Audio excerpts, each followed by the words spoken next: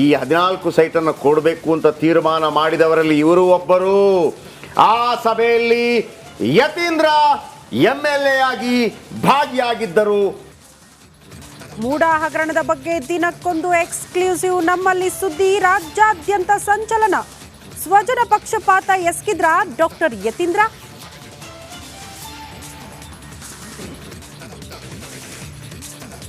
CM ಗದ್ದುಗೆ ಏರ್ತಾರ DK Shivakumar. ನಿಜವಾಗುತ್ತಾ ಗಡೆ ದುರ್ಗಾದೇವಿ ಪೂಜಾರಿಯ ಭವಿಷ್ಯ? ಇದು DK ಅಭಿಮಾನಿಗಳು ಖುಷಿ ಪಡೋ ಸುದ್ದಿ.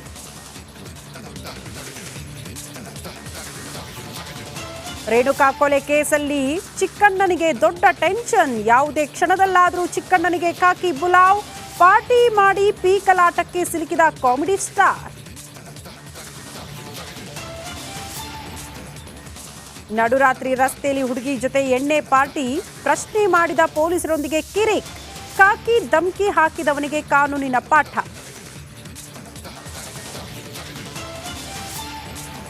ಸಾಂಸ್ಕೃತಿಕ ನಗರಿಯಲ್ಲಿ ನಾಡ ಹಬ್ಬದ ಸಡಗರ. ಅರಮನೆ ಪ್ರವೇಶ ಮಾಡಿದ ಗಜಪಡೆ. ಮೈಸೂರು ಜಿಲ್ಲಾಡಳಿತದಿಂದ ಅದ್ಧೂರಿ ವೆಲ್ಕಮ್.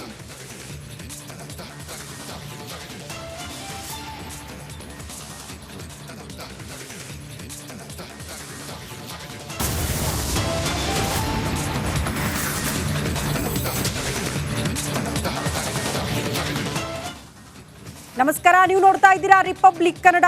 ನಾನು ಶ್ರುತಿ. ಸಿಎಂ ವಿರುದ್ಧ ತನಿಖೆಗೆ ನಿರ್ಲಕ್ಷ್ಯ ತೋರಿದ್ರು ಅನ್ನೋ ಕಾರಣಕ್ಕೆ ಈಗ ಲೋಕಾಯುಕ್ತ ತನಿಖಾಧಿಕಾರಿಗೆ ಶೋಕಾಸ್ ನೋಟಿಸ್ ಇಶ್ಯೂ ಆಗಿದೆ ಅನ್ನೋದ್ರ ಡೀಟೇಲ್ಸ್ ಸಿಗ್ತಾ ಇದೆ. ಲೋಕಾಯುಕ್ತ ತನಿಖಾಧಿಕಾರಿಗೆ ಶೋಕಾಸ್ ನೋಟಿಸ್ ನೀಡಲಾಗಿದೆ. ಜನಪ್ರತಿನಿಧಿಗಳ ನ್ಯಾಯಾಲಯದಿಂದ ನೋಟಿಸ್ ಜಾರಿಯಾಗಿದೆ. ಸ್ಪಷ್ಟ ಉತ್ತರ ಕೇಳಿ ಕೋರ್ಟ್ ಶೋಕಾಸ್ ನೋಟಿಸ್ ಜಾರಿ ಮಾಡಿದೆ. ಬಿಜೆಪಿ ಮುಖಂಡ NR ರಮೇಶ್ ನೀಡಿದಂತಹ ಖಾಸಗಿ ದೂರು. ನೀವು ಕೇಳಬಹುದು ಮೂಡಾ ವಿಚಾರಕ್ಕ ಅಂತ. ಮೂಡಾ ವಿಚಾರಕ್ಕಲ್ಲ, ಬದಲಾಗಿ ಬೇರೆ ವಿಚಾರಕ್ಕೆ ಸಂಬಂಧಪಟ್ಟಂತೆ NR ರಮೇಶ್ ಅವರು ದೂರು ಕೊಟ್ಟಿದ್ರು. ಬಟ್ ಅದಕ್ಕೆ ಸಂಬಂಧಪಟ್ಟಂತೆ ಲೋಕಾಯುಕ್ತ ತನಿಖಾಧಿಕಾರಿ ಸ್ಪಂದಿಸಲಿಲ್ಲ, ತನಿಖೆ ಮಾಡಲಿಲ್ಲ ಅನ್ನೋ ಕಾರಣಕ್ಕೆ ಶೋಕಾಸ್ ನೋಟಿಸ್ ಜಾರಿಯಾಗಿದೆ. ಹಾಗಾದ್ರೆ NR ರಮೇಶ್ ಮಾಡ್ತಾ ಇರುವಂತಹ ಆರೋಪ ಏನಿದು ಹಗರಣ? ಯಾಕಾಗಿ ಲೋಕಾಯುಕ್ತ ತನಿಖಾಧಿಕಾರಿಗೆ ಶೋಕಾಸ್ ನೋಟಿಸ್ ಇಶ್ಯೂ ಆಗಿದೆ ಅನ್ನೋದ್ರ ಡೀಟೇಲ್ಸ್ ಅನ್ನ ನಿಮ್ಮ ಮುಂದೆ ಇಡ್ತಾ ಇದ್ದೀನಿ. 2013ರಿಂದ 18ರ ಅವಧಿಯಲ್ಲಿ ನಡೆದಿದೆ ಎಂಬಂತ ಹಗರಣ ಇದು. ಟರ್ಫ್ ಕ್ಲಬ್ ಸ್ಟೀವರ್ಡ್ ಹುದ್ದೆಗೆ ಲಂಚ ಪಡೆದಂತಹ ಗಂಭೀರ ಆರೋಪ. ವಿವೇಕಾನಂದ ಎಂಬುವರಿಗೆ ಹುದ್ದೆ ನೀಡೋದಕ್ಕೆ ಲಂಚ ಪಡೆದುಕೊಳ್ಳಲಾಗಿತ್ತ? ಇಂಥದ್ದೊಂದು ಆರೋಪವನ್ನ NR ರಮೇಶ್ ಮಾಡಿದ್ದಾರೆ. 1.23 ಕೋಟಿ ಹಣ ಲೋನ್ ರೂಪದಲ್ಲಿ ಪಡೆದಿದ್ದಾಗಿ ಗಂಭೀರ ಆರೋಪ ಕೇಳೋದಕ್ಕೆ ಸಿಗ್ತಾ ಇದೆ. ತನಿಖೆ ನಡೆಸಿ ಬಿ ರಿಪೋರ್ಟ್ ಸಲ್ಲಿಕೆ ಮಾಡಿತ್ತು ಲೋಕಾಯುಕ್ತ. ಮತ್ತೊಮ್ಮೆ ತನಿಖೆ